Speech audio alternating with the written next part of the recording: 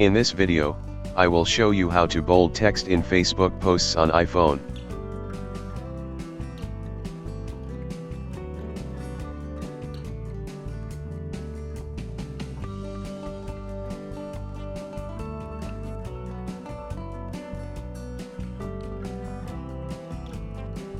Now copy this text and go to Google.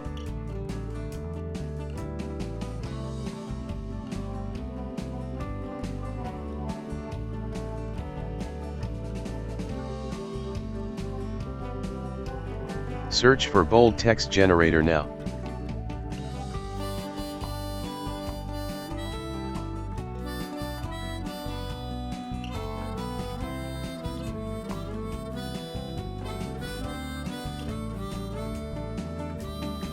Now paste your copied text.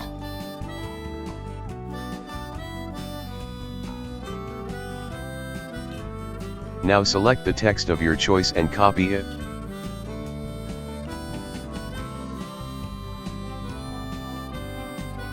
Now paste your text into your Facebook post.